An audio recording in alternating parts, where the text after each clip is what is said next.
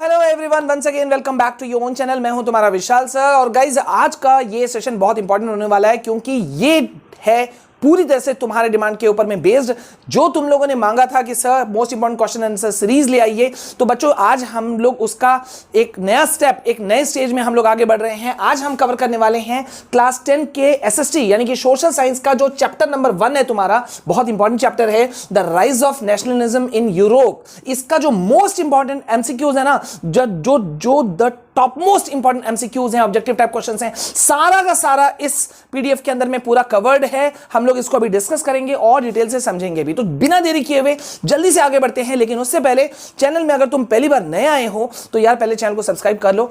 छोटा सा एक लाल बटन है, दिख रहा होगा, सब्सक्राइब करो, बेल आइकन प्रेस करो, ऑल नोटिफिकेशन ऑन करो, ताकि जैसे ही मैं इस तरह के जो इंपॉर्टेंट वीडियोस मैं तुम लोगों के लिए बनाता हूं वो तुम तक सबसे पहले पहुंच जाए। ठीक है, तो अब जल्दी से शुरू करते हैं और देखते हैं अभी हम लोग क्या कवर करने वाले हैं। तो यहां देखो, क्वेश्चन नंबर 1 जो है वो बहुत इंपॉर्टेंट है। यहां पे क्वेश्चन नंबर 1 क्या है? व्हेन फ्रांस स्नीजेस, यानी कि जब एक बहुत, ये एक पुराना कहावत है और बहुत पॉपुलर है। अच्छा, आगे बढ़े, इस जगह पे मैं यहां तुमको और एक चीज भी बताना चाहता हूं कि भाई ये जो इंपॉर्टेंट क्वेश्चन आंसर सीरीज है ना, यहां पे तुमको दिख रहा होगा सीबीएसई सेट 1 2020। मतलब ये जो पूरे जितने भी मैं क्वेश्चंस दे रहा हूं, ये प्रीवियस ईयर क्वेश्चंस में कभी ना कभी आए हुए हैं। यानी कि हमने बहुत मेहनत करके छांट छोड़ के ये तुम लोगों के लिए निकाल दिया है। सारे जो इंपॉर्टेंट क्वेश्चन आंसर्स है ना, जो कभी ना कभी आए हुए हैं बोर्ड एग्जाम में, वो तुम्हारे लिए यहां पे तुमको छांटने की जरूरत नहीं है, विद आंसर यहां पे तुमको अवेलेबल है। ठीक है, तो इस बात को ध्यान में रखते हुए आगे बढ़ना। अब यहां पे आते हैं क्वेश्चन नंबर 1 की तरफ, जो मैंने स्टार्टिंग किया था कि भाई ये एक बहुत पुराना कहावत था फ्रांस के रिगार्डिंग, कि जब फ्रांस छींकता है, when France sneezes the rest of Europe catches cold। तो जो बचा हुआ बाकी जो यूरोप है उनको सर्दियां हो जाती हैं। Who among the following said this popular line? तो ये जो बहुत ही प्रसिद्ध लाइन था, वाक्य था, ये किसने कहा था? तो आपके सामने में यहां 4 ऑप्शंस मौजूद हैं और आंसर भी मौजूद है। देखो यहां पे पहला क्या ऑप्शन दिया गया है तुम्हें? ग्लूसेप्स मैजिनी। ठीक है, सेकंड है मेटरनिक, तीसरा है ऑटो वॉन बिस्मार्क, बहुत फेमस है, तुमको पता ही है। ठीक है, हिस्ट्री में इनका नाम बहुत ज्यादा आता है भाई। डी है गुसिपी गैरिबाल्डी। ये सारे नाम बहुत पॉपुलर हैं यार। और आंसर है मेटरनिक। ये बहुत ही प्रसिद्ध लाइन था, मैं तुमको बता दूं, जब इस चैप्टर को तुम लोग पढ़ रहे होगे। अच्छा, यहां पे मैं एक और चीज भी बोल दूं कि जो इसके जो क्लास इंपॉर्टेंट नोट्स हैं, वीडियोस हैं, वो भी हम पूरे सीरीज लेकर आ रहे हैं। तो उसके लिए भी मुझे कमेंट सेक्शन में बताना कि are you ready for that thing. तो यहां पे ये पॉपुलर सेंटेंस कहा था किसने? मेटरनिक। तो तुम्हारा B is the correct answer और ये है तुम्हारा करेक्ट आंसर नंबर बी। ठीक है, मेटरनिक। अब क्वेश्चन नंबर 2 की तरफ आते हैं। Name the civil code of 1804 which established equality. ठीक है, उस सिविल कोड था 1804 का जिसने की स्थापित किया था, एस्टैब्लिश किया था equality before law and secured the right to property. ठीक है, जो राइट टू प्रॉपर्टी मतलब संपत्ति का जो अधिकार था ना, उसको सिक्योर्ड किया था इन फ्रांस में। तो ये कौन सा सिविल कोड था? ठीक है, ये भी देखो यहां पे लिखा हुआ है, सेट 1 2020 सेट 1 में सीबीएसई में ये तुम्हारे बोर्ड एग्जाम में ये क्वेश्चन आ चुका है। मतलब कितना इंपॉर्टेंट है समझ सकते हो। और इसका आंसर डायरेक्ट मैं तुमको बता रहा हूं, ये है नेपोलियनिक कोड। याद रखना, नेपोलियनिक कोड के अंदर में ये चीज, सिविल कोड ये पास किया गया था और इसके अंदर में ये 2 चीजों को स्थापित किया गया था। ठीक है, अब यहां 2 बहुत इंपॉर्टेंट क्वेश्चन इस चैप्टर के हैं। ठीक है, और ये बहुत शॉर्ट है यार, तुरंत इसको याद कर सकते हो। एक तो यूनिफिकेशन ऑफ इटली, ठीक है, एक तो है तुम्हारा यूनिफिकेशन ऑफ इटली और दूसरा है यूनिफिकेशन ऑफ जर्मनी। ठीक है, तो यहां पे ये 2 क्वेश्चन में से कोई ना कोई क्वेश्चन घुमा के फिरा के आता है कि भाई इटली का यूनिफिकेशन जो है वो कब हुआ था, किस सालों के बीच में हुआ था? 1859 से 1870 के बीच में, या 1866 से 1871 के बीच में, 1814 से 1815 के बीच में, या 1859 से 1905 के बीच में। तो करेक्ट आंसर है तुम्हारा ए। जो करेक्ट आंसर है वो क्या है? 1859 से 1870 के बीच में। ठीक है, ओके। अब यहां इसी से मिलता जुलता क्वेश्चन जो बार बार आता है, तो तुमको याद भी रखना होगा कि भैया क्या है तुम्हारा नेक्स्ट। यहां पे है यूनिफिकेशन ऑफ जर्मनी कब हुआ था। ठीक है, तो यहां पे देखो कुछ ऑप्शंस तुमको दिए हुए हैं, 1814 से 1815, 1866 से 1877 और 1821 से 1848 वगैरह वगैरह। ठीक है, so correct answer is B तुम्हारा करेक्ट आंसर है। करेक्ट आंसर और क्या है ये कि भैया ये देखो 1866 से 1871, यानी कि 20 यो करेक्ट आंसर। ठीक है, मैंने सेलेक्ट किया हुआ था इसलिए पेन नहीं चला। Okay, no issues. अब हम नेक्स्ट क्वेश्चन की तरफ बढ़ते हैं और क्वेश्चन नंबर 5 है, he was the chief minister and the chief architect. वो चीफ मिनिस्टर था और चीफ आर्किटेक्ट था, निर्माता था, मुख्य निर्माता था of the movement for national unification of Prussia. ठीक है, तो वो कौन था? Kaiser, William one, Otto von Bismarck, Hitler या मैजनी। ठीक है, और ये जब भी ये क्वेश्चन आता है मुझे लगता है सारे बच्चे कॉन्फिडेंट होंगे। वैसे तुम लोग जल्दी से मुझे बता सकते हो यार, जल्दी अपना आंसर जो है वो कमेंट में पुट करो, कमेंट लिखो। वैसे आंसर है बिस्मार्क, ऑटो वॉन बिस्मार्क। अब ये पूरा नाम याद रखना, बहुत बच्चे बिस्मार्क तक तो याद रखते हैं लेकिन ऑटो वन जो है वो तुमको याद नहीं रहता है, बहुत सारे बच्चों को, लेकिन याद रखना जरूरी है क्योंकि एमसीक्यू में तो चल जाएगा, लेकिन जब बड़े आंसर्स को तुम लोग लिख रहे होगे उस जगह अगर पूरा नाम याद रहता है तो वो बहुत ज्यादा फायदेमंद साबित होता है। ठीक है, ओके, अब हम लोग जल्दी से बढ़ रहे हैं किसकी तरफ? नेक्स्ट क्वेश्चन की तरफ। नेक्स्ट क्वेश्चन है, the states general was elected by the body of active citizens and renamed the. ये जो स्टेट्स जनरल था वो इलेक्टेड किया गया था by the body of active citizen, जो सक्रिय जो नागरिक होते थे ना, तो वो उनके द्वारा ये इलेक्टेड किया गया था और इसका रीनेम किया गया था। क्या?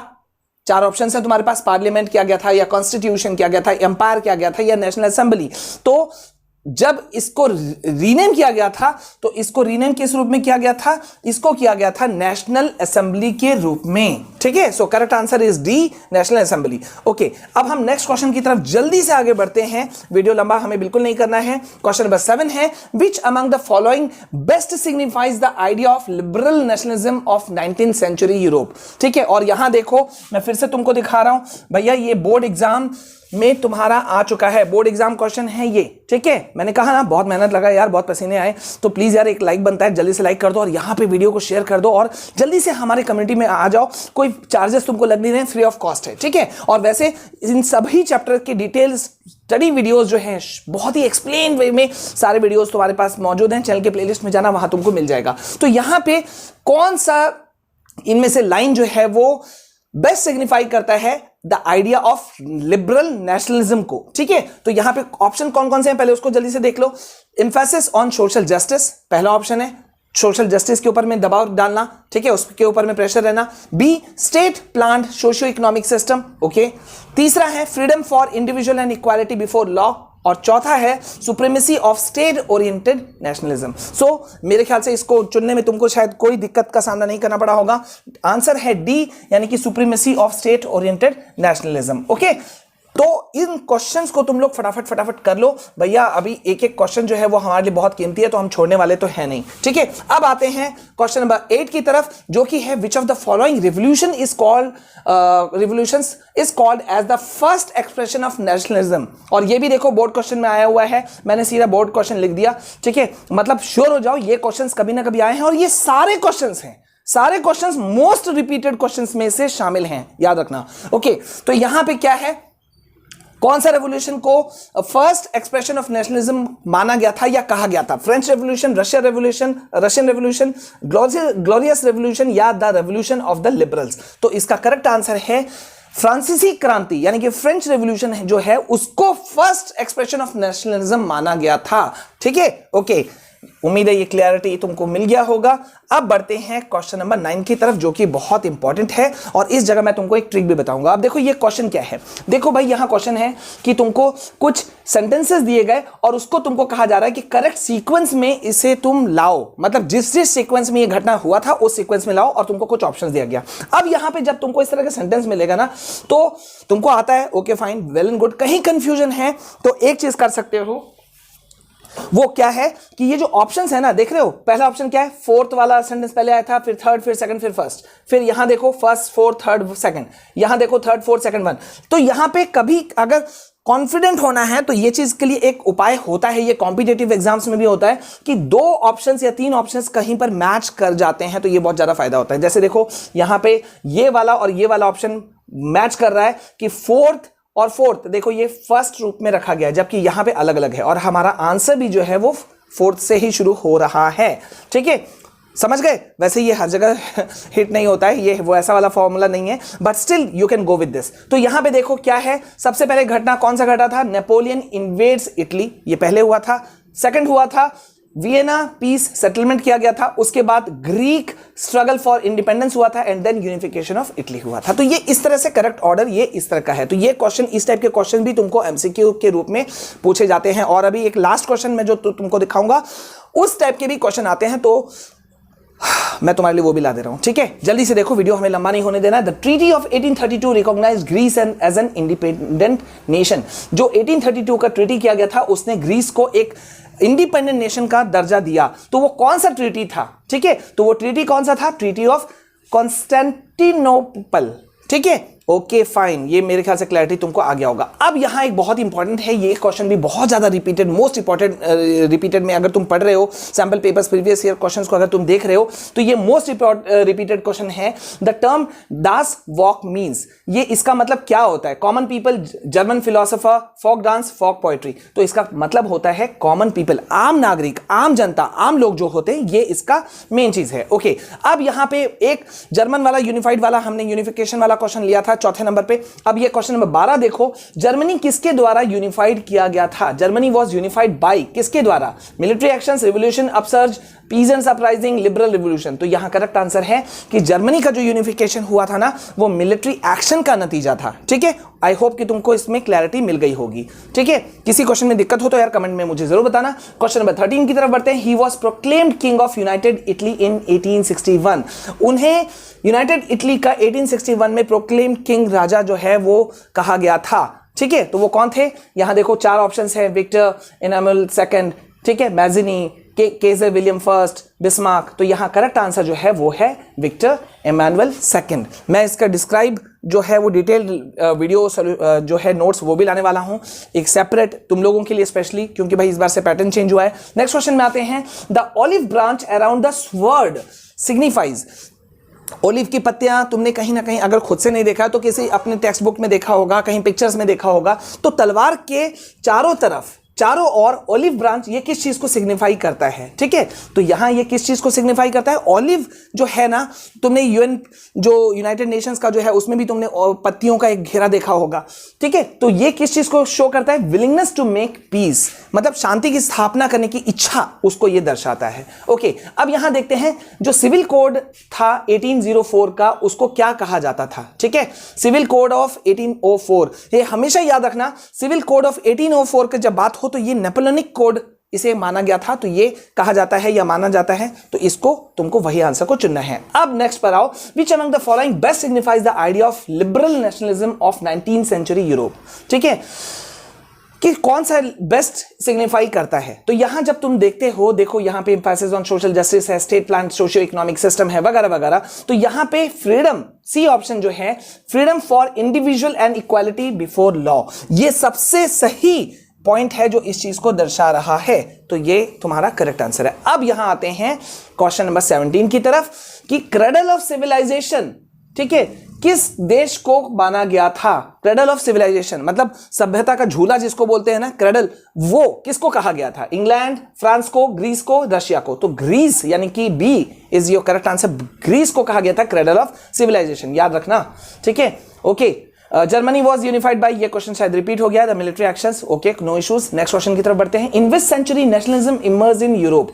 किस सेंचुरी में यूरोप में नेशनलिज्म, राष्ट्रीयता जो है ना, वो इमर्ज हुआ था? 16th century, 19th century, 20th century, 17th century. So correct answer is 19th century. याद रखना, इजी है, बहुत सारे शॉर्ट और वेरी शॉर्ट वाले क्वेश्चन जो हैं या लॉन्ग आंसर, उसमें भी तुम्हारे लिए बहुत काम आएगा। अब नेक्स्ट क्वेश्चन की तरफ बढ़ते हैं। In which part of Great Britain existed as sharp divide between the Catholics and Protestants?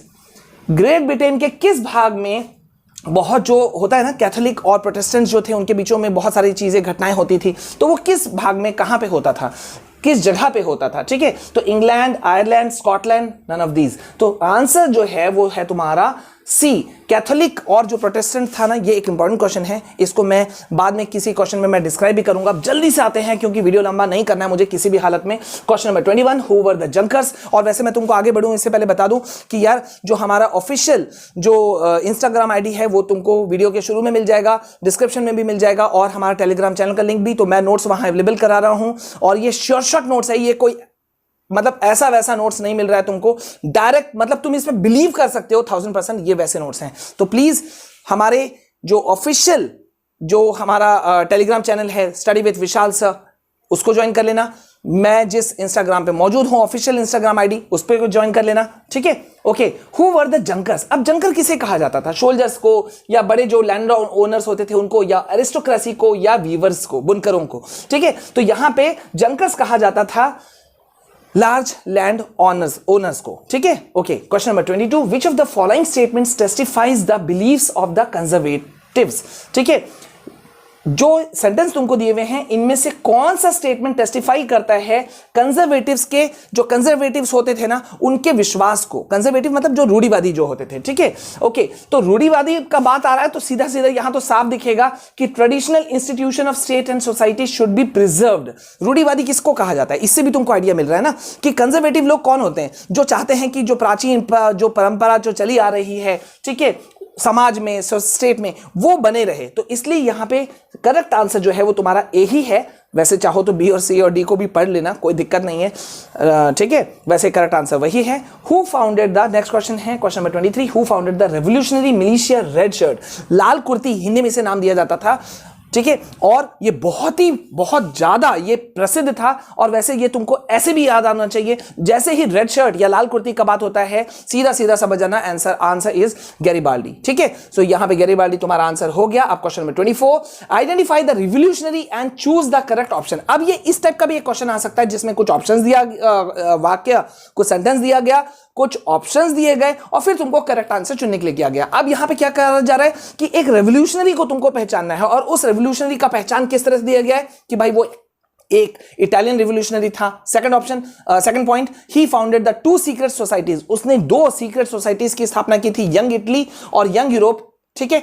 Okay, और तीसरा सेंटेंस क्या दिया गया? मेटरनिक ने उन्हें कहा था कि वो सबसे ज्यादा खतरनाक एनिमी है ऑफ अवर सोशल ऑर्डर। सामाजिक क्रम के, सोशल ऑर्डर के वो सबसे खतरनाक एनिमी है। और ऑप्शंस, नाम यहां किस किस का है? जेसेपी मैज़नी, कैरोल का, फिलिप का और गैरिबाल्डी का। तो यहां करेक्ट आंसर जो है वो है मैज़नी। याद रखना, डेंजरस के रूप में भी तुम इसे याद रख सकते हो वैसे, और नहीं तो इस रूप से याद रखना कि 2 सीक्रेट सोसाइटीज, यंग इटली का तुमने पढ़ा होगा, यंग इटली जो मार्सेल्स में उन्होंने स्थापित किया था, और यंग यूरोप जो उन्होंने बर्न में स्थापित किया था, ठीक है। और अब ये वाला क्वेश्चन की मैं बात कर रहा था जिसको तुमको बहुत ज्यादा ध्यान देना है, क्वेश्चन नंबर 25। ये इस तरह से भी तुमको क्वेश्चन आते हैं तुम्हारे एमसीक्यू के रूप में, तो घबराना नहीं। ये टेबल तुमको, ये वाला टेबल तुमको दिया जाएगा एग्जाम में, जिसमें तुमको दिया हुआ है, जैसे यहां पे दिया हुआ है। और मैं फिर से बता दूं, ये सभी क्वेश्चंस रिपीटेड है, प्रीवियस ईयर क्वेश्चंस हैं, एक भी क्वेश्चन बाहर का नहीं है। मतलब सारे के सारे 25 के 25 इंपॉर्टेंट हैं, और इसका पीडीएफ तुमको फ्री ऑफ कॉस्ट मिल जा रहा है। तो यहां देखो, वियना पीस ट्रीटी में यहां पे पहला क्वेश्चन पूछा, कब घटना घटित हुआ था, ये कब हुआ था, और इस समय कौन सा रूलर था जो मतलब उसका फेल डाउन हो गया था। तो पहला बात, वियना जो पीस ट्रीटी हुआ था, ये हुआ था 1814 से 1815 के बीच में, उस दौरान हुआ था। और कौन सा इंपॉर्टेंट रूलर या शासक जो जिसकी सत्ता खत्म हो गई, वो था नेपोलियन बोनापार्ट, ठीक है। और इसके बाद है हमारे कुछ इंपॉर्टेंट चैनल्स के लिंक। सो आप इसे सब्सक्राइब करना चाहोगे, विजिट करना जरूर चाहोगे, मुझे उम्मीद है। So please go for that. And yes यार, देखो यहाँ पे हम इंपॉर्टेंट चीजें तुम्हारे लिए ला रहे हैं, बहुत इंपॉर्टेंट ये सीरीज ला रहे हैं जो तुम लोगों ने डिमांड किया, मैं लगातार तुम लोगों के लिए ला रहा हूं। So please please please video को लाइक जरूर करना, शेयर जरूर करना, और मुझे बताना कैसा लगा तुमको ये सेशन। और अब हम लाइव सेशन और मेंटी क्विज ला रहे हैं, तो उसके बारे में भी मुझे कुछ ओपिनियन दो। एक बड़ा ग्रुप बनाओ, क्योंकि यहां सारे नोट्स हम लाते हैं in the best possible way और फ्री ऑफ कॉस्ट। मिलते हैं नेक्स्ट वीडियो में, अभी के लिए बस इतना। जय हिंद।